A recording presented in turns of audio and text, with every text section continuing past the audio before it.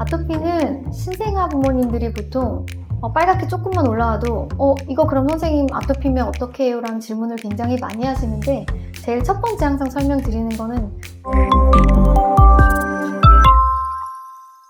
닥터맘님 안녕하세요. 안녕하세요. 오늘은 정말 많은 부모님들의 숙제 같은 주제죠. 바로 아토피에 대해서 이야기 나눠보려고 하는데요.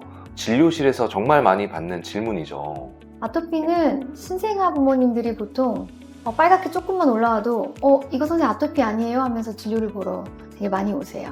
아이 셋을 키우는 엄마다 보니까 그게 얼마나 걱정되는지 조금 마음이 다 이해는 되게 잘 가죠.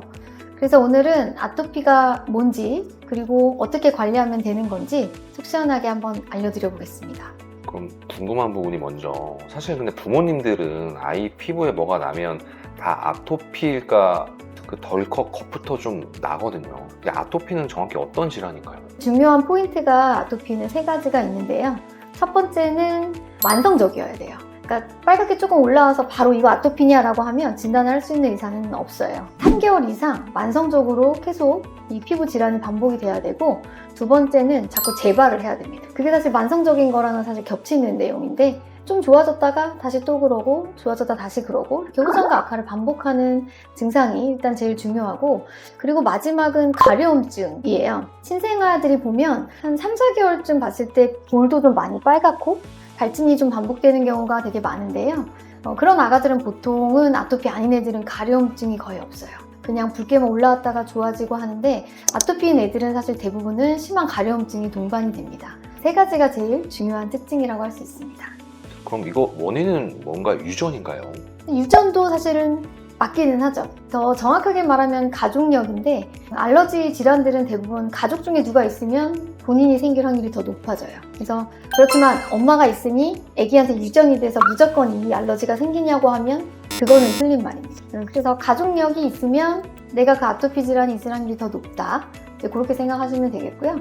사실 이제 한 가지 원인은 아니고 되게 복합적인데, 제일 첫 번째 원인은 내 피부가 되게 약해서예요. 우리 생각해보면 이 피부가 굉장히 보호막이 꽤 있는 거거든요. 그래서 여기로 세균들이 침투할 수 있는 거를 다 막아주는 건데, 이 아토피인 아가들은 이 피부 자체가 약해서 그쪽으로 사실 침투가 되게 많이 되고 알러지 유발 물질도 잘 들어가고 세균도 잘 들어가서 감염을 잘 일으키는 경우가 되게 많아요. 그런 이제 세포들이 그쪽 그런 반응들에 과하게 반응을 하면서 염증이 자꾸 생기게 되는 거고요. 대부분의 증상들은 돌 이전에 50%가 생기고 5세 이전에 30%가 다 생겨서 8, 90%는 어릴 때 이게 발현이 된다고 생각하면 됩니다. 말씀 들으니까 이제 관리가 더 중요하겠다는 생각이 드는데, 그럼 아토피 관리하는데 뭐부터 시작해야 될까요? 사실 이제 진료실에서도 이거 그럼 선생님 아토피면 어떻게 해요? 라는 질문을 굉장히 많이 하시는데, 제일 첫 번째 항상 설명드리는 거는 보습제. 이 아토피 질환은 피부가 약한 거라고 아까 설명을 드렸잖아요. 결국에는 내 피부 장벽을 유지해주는 게 제일 중요한데, 그거를 도와줄 수 있는 제일 첫 번째가 보습제예요. 그래서 저는 보습제를 그냥 수시로 발라주세요, 계속 발라주세요, 이렇게 보통 설명을 드려요. 그럼 아무거나 아무 로션이나 크림 발라줘도 되는 건가요? 시중에도 굉장히 아토 땡땡 이렇게 해서 굉장히 많은 제품들이 나와 있는데, 사실 그런 모든 제품들을 제가 다 발라본 건 아니지만 보통 제가 추천을 드리는 거는 아토피 전용으로 나온 그 전용 보습제들이 있어요. 그래서 그런 보습 효과가 굉장히 뛰어나게 특별하게 나온 그런 제품들을 저는 추천을 드리고 있어요. 그럼 목욕은 어떻게 하는 게 좋을까요? 목욕도 사실 되게 중요한데요. 보통 어떤 부모님들은 목욕하면 더 건조해지는 것 같다고 안 하시는 분들도 꽤 많아요. 목욕물이 너무 뜨거우면 간지러움증을 더 유발하거든요. 그래서 너무 뜨겁지 않고 미지근한 정도의 물에서 15분 이내로 목욕을 조금 해주시고, 또 한 가지 중요한 거는 목욕이 끝나고 나면 그 이후에 바로 피부가 확 건조해지거든요. 그러니까 3분 이내로 얼른 목욕 끝나고 나서 바로 보습제를 잘 발라줘서 수분이 날아가지 않도록 피부 장벽이 잘 유지되도록 해주는 게 또 중요합니다. 이 습관만 좀 잘 해주셔도 증상 호전되는 데는 많이 도움이 될 거예요. 근데 보습을 열심히 해도 이게 아토피가 심해질 때가 있잖아요. 그때는 결국 스테로이드 연고를 많이 좀 쓰게 된다고 하는데, 이게 부작용 걱정 때문에 꺼리는 부모님들이 진짜 많거든요. 그렇죠. 보통 스테로이드 얘기하시면 일단 안 쓰겠다고 하시는 부모님들 되게 많으세요. 근데 이 아가들이 알러지에 노출이 좀 된다거나 또는 감염이 생겼다거나 이런 이제 환경적인 요인에 따라서 내 피부가 되게 안 좋아질 때가 있는데요. 그러면 사실 못 자요. 너무 간지러워서 못 자고, 또 긁으면은 손에 있는 세균 감염이 생겨서 2차 감염이 생기니까 상태가 더 나빠지기도 하고요. 그래서 필요할 때는 적절한 강도의 스테로이드를 사용을 해서 그렇게 염증을 빨리 가라앉히는 게 애기한테도 훨씬 편하고 더 피부에 염증을 줄이는 더 방법이에요. 적절한 강도의 스테로이드 연고를 처방을 받으시고 적절하게 치료를 해주는 게 부작용을 걱정하시는 것보다는 훨씬 더 중요하겠습니다. 그렇다고 해도 사실 부작용이 걱정되는 건 사실이거든요. 네, 그래서 스테로이드의 부작용은 굉장히 강한 약을 장기간 지속해서 썼을 때가 보통 이제 부작용이 생기는 거고요. 그 부작용의 원인은 우리 몸에서 사실 분비되는 호르몬이다 보니까 지속적으로 걔를 썼을 때 우리가 분비되는 그 자극 자체가 억제돼서 그것 때문에 생기는 부작용이 사실 첫 번째예요. 그거를 막기 위해서는 일단은 쓰는 기간 동안에는 썼다가 호전이 되면 끊어서 우리 몸에서 그 분비되는 호르몬을 다시 분비되는 작용을 할 수 있도록 도와주는 시간을 벌어주는 게 사실 제일 중요한 거고요. 그리고 두 번째는 스테로이드를 한 피부에 장기간 발랐을 때 피부가 얇아지거나 혈관들이 좀 확장돼서 붉게 보이는 피부가 될 수 있어요.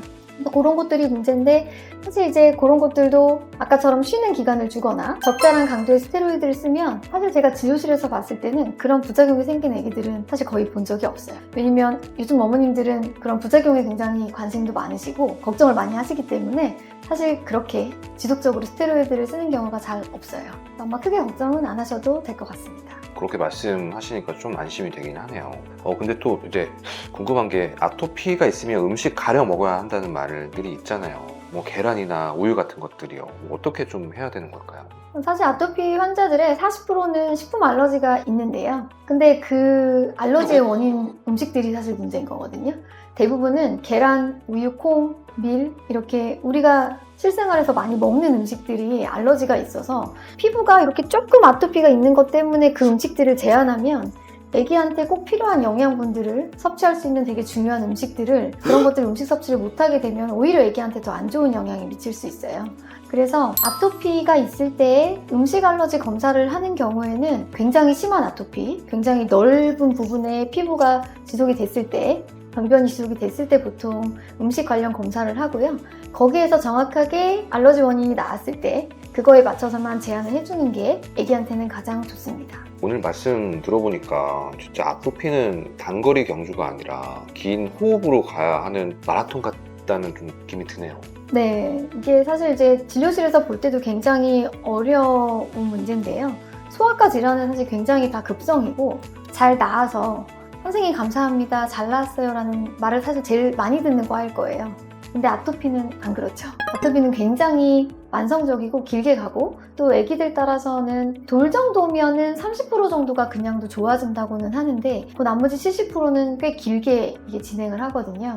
그리고 치료가 계속 반복적이잖아요. 아토피인 경우에는 보습제 쓰고 스테로이드 쓰고 또 다시 나빠져서 또 뭔가를 치료를 해야 되고 하는 그런 재발하는 질환이기 때문에 부모님들이 사실 되게 지치기도 하시고 힘들어도 하시는 경우가 되게 많아요. 그래서 어떤 경우에는 효소 치료라든지 그런 대체의학적인 치료를 굉장히 답답한 마음에 하고 오시는 경우도 되게 많이 봤는데요.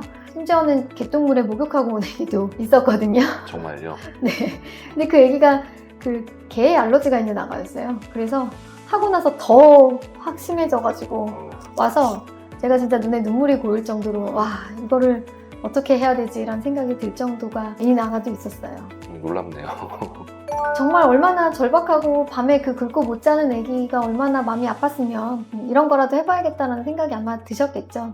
그래서 제가 오늘 이제 이 영상을 통해서 꼭 드리고 싶은 말씀은 아토피가 사실 원래 잘 낫는 병이 아니다. 잠깐 이 치료를 한다고 해서 뭐 연고를 바른다고 해서 뭔가 그런 대체의학적인 치료를 한다고 해서 금방 낫는 병이 아니다. 아기가 커가면서 좋아지고 그런 시간 동안에 안전하고 적절한 치료를 하면서 시간을 벌어주는 거.